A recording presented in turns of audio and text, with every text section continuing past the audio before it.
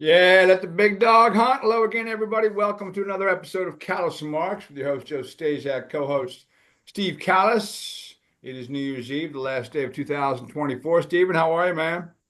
All good, Joe. Great to be with you as always. You too. Let's recap NFL Week 17. There's one more week to go.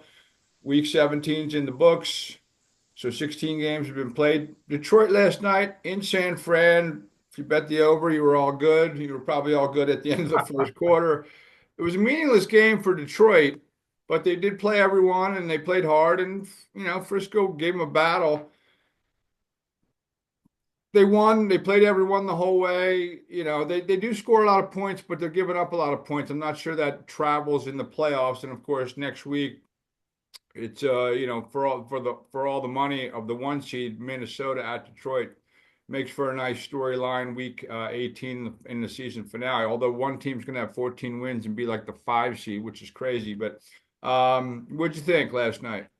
I think lucky. I still think it was a mistake after the fact to say that Campbell playing everybody the whole game. I think he was very fortunate. I thought there was one play during the game when Gibbs got hit and looked like he was hurt. He came out for a while.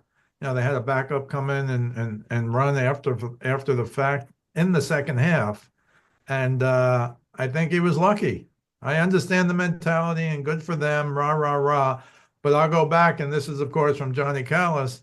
I talked to him and I said, this happened to the Patriots once when Belichick had clinched something, blah, blah, blah. He goes, oh, yeah, yeah, yeah. It was in 2006. He played the last game of the regular season against Tampa Bay. They had already clinched the AFC East. They couldn't go any higher, blah, blah, blah, blah, blah. And Rodney Harrison got hurt and he missed the whole playoffs. And then that's the year they lost to Peyton Manning and the Colts 38-34. And they're not going to score 38 points if Rodney Harrison was playing. I'm like, okay. That's Johnny Callis. I'm like, okay. And I looked it up, and of course he's right. He got hurt in the final game of the year. They beat the Titans like 40-23. Now there was always a grudge between the Titans and at least back then between the Titans and the Patriots, or at least between Belichick and the Titans. And it's true. He got hurt in that game. They won by 17 that game. He was out for the whole playoffs. The Patriots won the first two games. They beat the Jets in the first round. I can't remember who they beat in the second round, but they lost 38-34 to Peyton Manning and the Colts. And it's the old, you never know what would happen. But if Rodney Harrison, in my view, a Hall of Famer, if he had played in that game, would they score 38 points? I don't know. If Malcolm Butler, who's not a Hall of Famer, if he had played in that Eagles Super Bowl, maybe the Eagles wouldn't have won. You'll never know. But with Rodney Harrison, it had happened before. My recollection was just that Belichick had taken a lot of heat for something. And look, everybody loves Campbell. I say I love Campbell, but does he do some things that maybe is going to hurt him? This potentially could have hurt him. To his credit, they played hard. They won the game.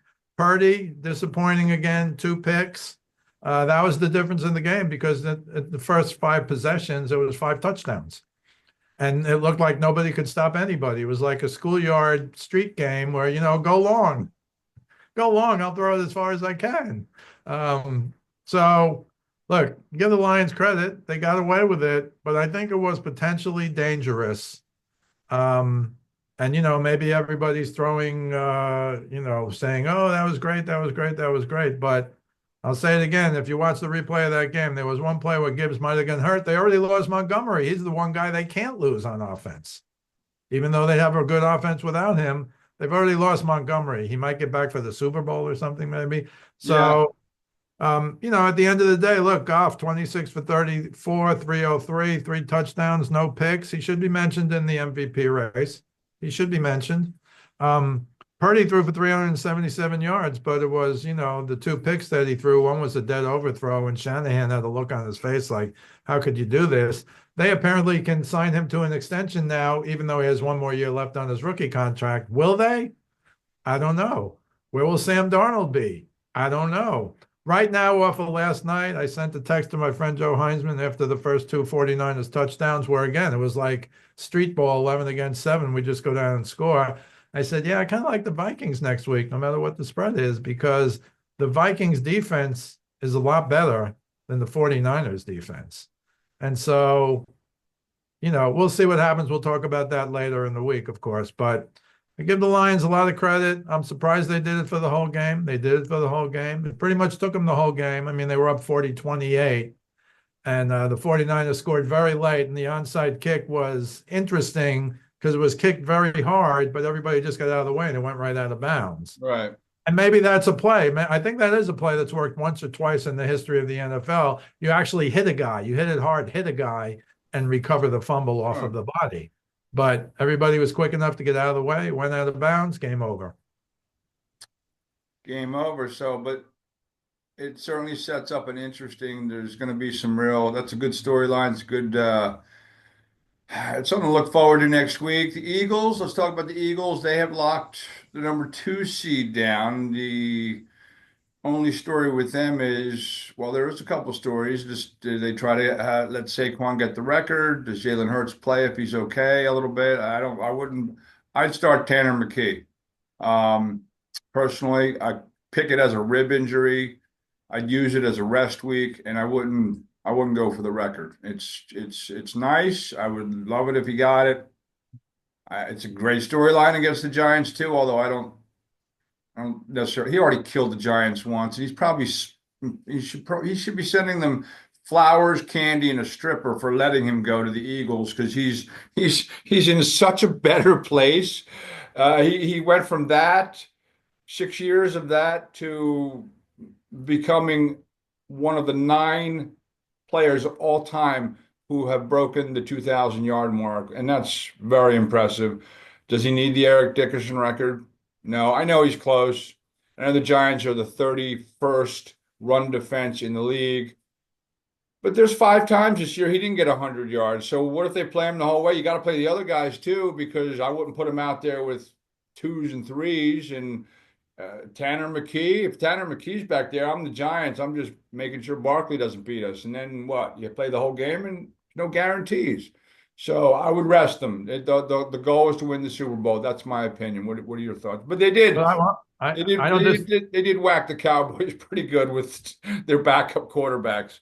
yeah, I don't disagree with that. I do think though, and I think it would be up to Hertz as much as anybody if he clears concussion protocol. I think you might want him to take like an exhibition game, take snaps for one or even two possessions. Because otherwise he will not have played in 3 weeks, and he hadn't even played that much the third week. So it's almost like a month since he'll play a full game. That's a thought. As for Barkley and the record, he sounded pretty cool. I don't know who else is pointing out this will be 17 games. So after 16 games, awesome, 2,000 yards, but he's 101 away from Dickerson. And I think there would be an asterisk next to that record. And look, as we just talked about with the Lions, every play somebody could get hurt. You lose the top lineman, heaven forbid Barkley gets hurt, heaven forbid Hurts gets hurt. Lane Johnson would have to play. He could get hurt. I mean, you know what I mean? Like, Yeah. So I think you're right, but I won't argue that the Lions proved you wrong yesterday because I think that was a big mistake that they got away with. And again, we talked about Campbell all year. Is he going to do something that's really going to hurt the team? This could have really hurt the team. If you lost your other running back and Montgomery's already out, that would have been a huge loss. So they got away with it. I think you're right about the Eagles. He does have 2,000 yards. He can hang his hat on that forever.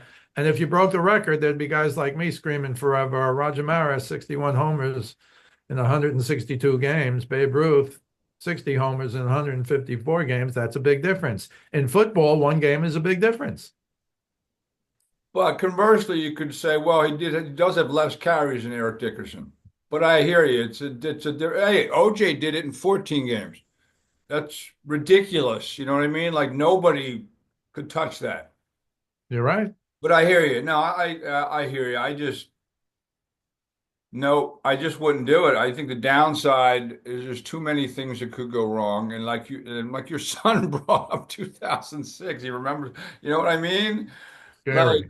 I think you got to be smarter. You got to think about, and I think they tipped their hand a little bit. They gave him 31 carries to get, I mean, he still could have stayed in the game and kept going to get it even closer for next week, but they took him out once he hit 2005. I think that was And I know Sirianni usually doesn't do things against what he believes for the team. I just don't think it's going to happen. But Well, I think you're right, Joe. That might have been the conversation we didn't hear. The conversation before the game might be once you get to 2000, you're going to come out of the game. And he probably agreed to that because Saquon, at the end of the day, A, it's a great accomplishment. B, he's a team player and a good dude.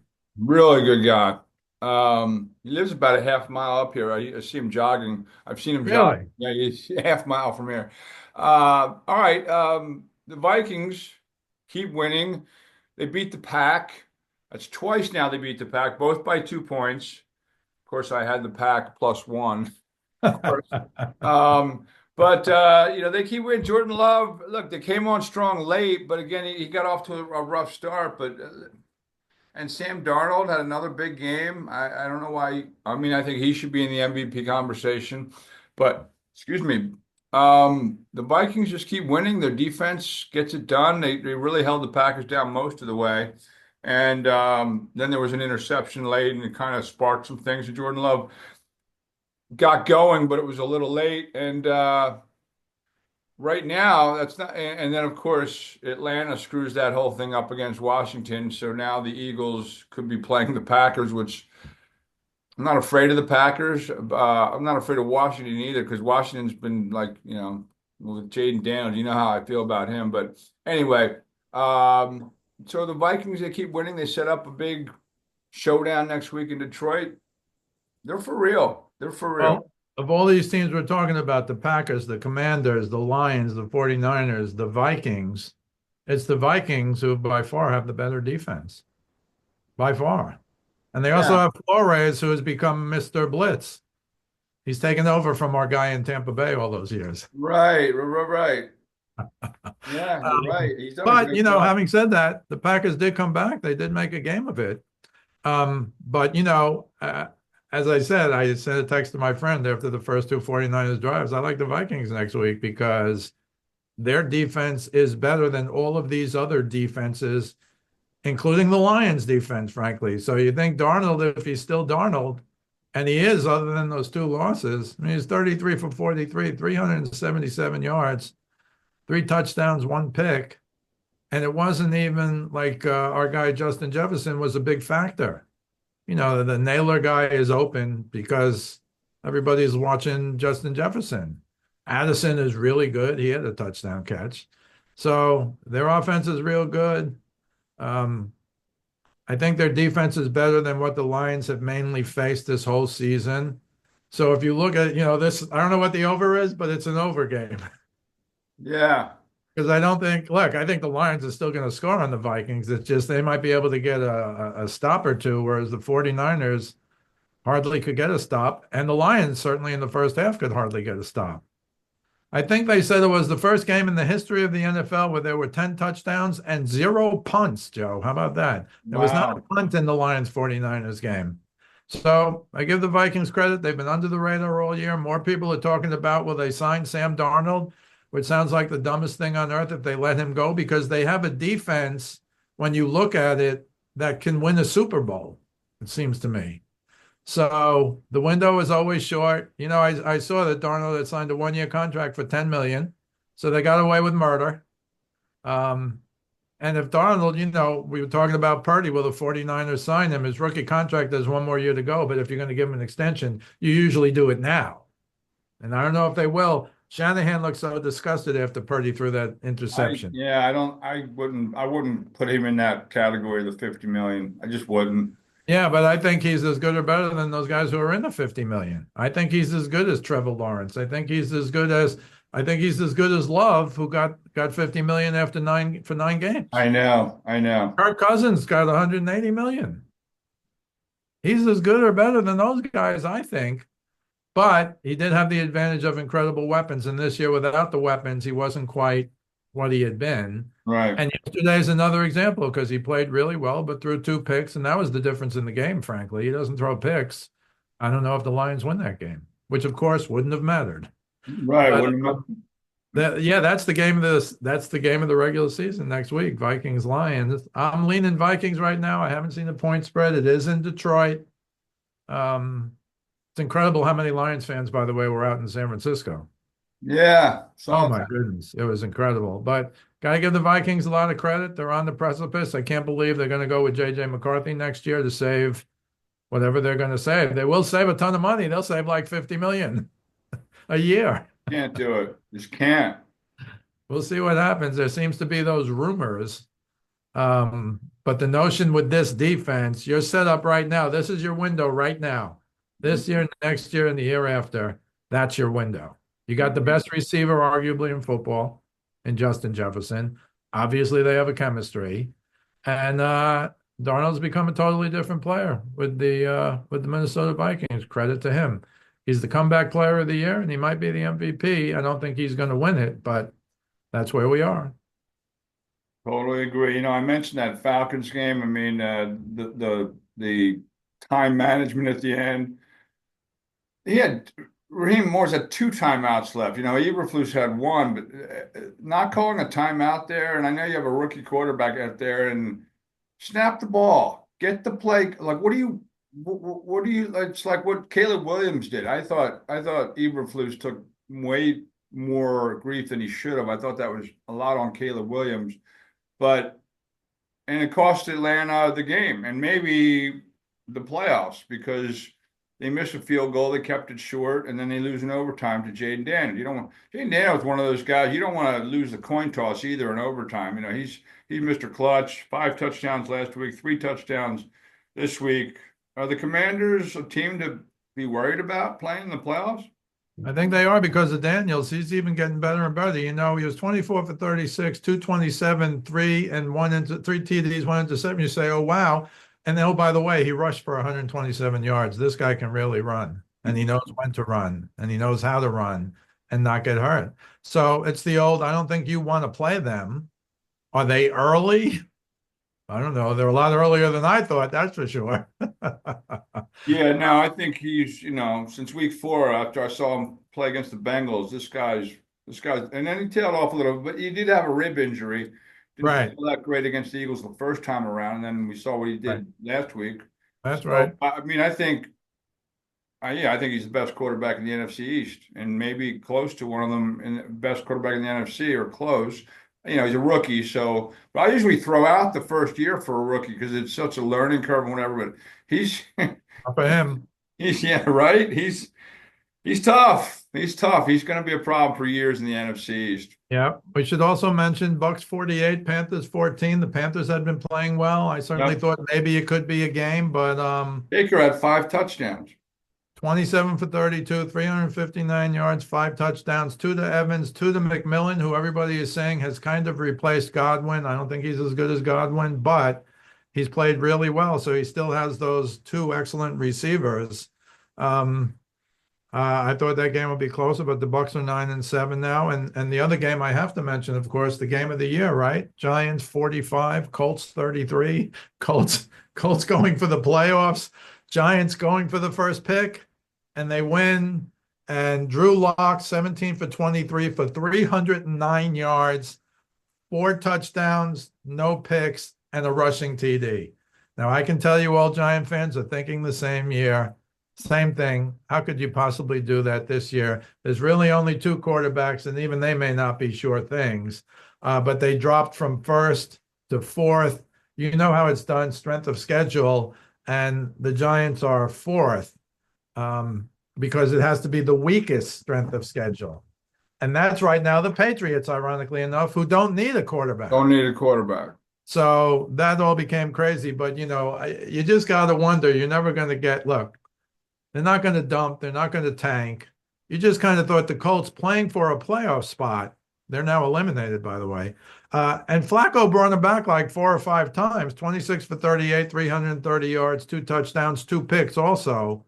But it was just incredible. Giants 45, that's like 2 good games for the Giants this year. That's incredible. They won, and I think one of the back headlines on one of the papers in New York was "Yay," but I think they should have put "Yay" with a question mark. They put "Yay" exclamation point. No. "Yay" with a question mark. Why? Not "Yay." Why? But it's what you always say. These guys get paid too. They have pride. Is this going to save Dable's job? Is this going to save Schoen's job? I don't think it's going to save Schoen's job because the final reminder is whether he plays or not, Saquon will be at the Meadowlands, right? It's at the Meadowlands this game, isn't No, it? it's in Oh, Philly. it's in Philly. Okay, I'm sorry, but I'm sure John Mara and the owners go to all the games, and he's just going to see Saquon come out in that green, even if he's just warming up, and go, "How could this happen? How did this happen?" I'll say it again. He said to Sean 3 times on Hard Knocks, especially the third time. He said, I just can't. If he goes to the Eagles, I don't want him to go to the Eagles." And of course, he went to the Eagles. I believe it was over $3 million. I'm not sure, but it was not a significant amount of money. Now, Saquon would not have had that year with the Giants for sure. But now it kind of shows you how good Saquon was with the Giants when he was healthy, because the Giants are terrible, and they're still terrible. So the Giants gave up the number one pick, but they also probably gave up number 2 and 3 as well. I think there are I think there are 2 teams in front of them with 3 wins, maybe 3. And certainly, of course, the Patriots. Well, the Patriots have 3 wins, so there are 3 teams in front of them. But they put up the strength of schedule, and the Giants have the strongest schedule, and that's bad. And they're playing the Eagles, so it's not really going to go up. That's how it goes. Yeah. Uh, I thought it was a big mistake. I didn't expect them to win. Frankly, I didn't even watch the game. But what are the Colts thinking too? I mean, Right? The Colts, I mean, man, what's going on in Indy today? That's they rough. they're eliminated. So what's going on is, how could you lose to the Giants? How could you lose to the Giants? That's unbelievable. Great stuff, my friend. Excuse me. Have a happy New Year's Eve. And of course, you can catch Steve's stuff on his daily Facebook forum page, Speaking of Sports with Steve Kallas. And you can catch his videos on westchestercountypost.com. This podcast is on YouTube on Tuesdays and Fridays, usually, certainly during the football season. We recap and we preview, and we'll be previewing week 18 again. This coming Friday. So we appreciate you watching, folks. Good stuff, Steven. You can follow me on Instagram at Joe Staszak 4799, on Twitter at Joe Staszak 975, or heavy.com. I cover the Eagles for Heavy, and one more game left. The season's gone pretty quickly, but now it you drive for show, and now it's time to putt for dough, my friend. Good stuff. Have a happy New Year's Eve, Steven, and always a pleasure, my friend. Always a pleasure, Joe. You too. Appreciate it, folks. Be safe tonight. And we'll talk to you on the flip.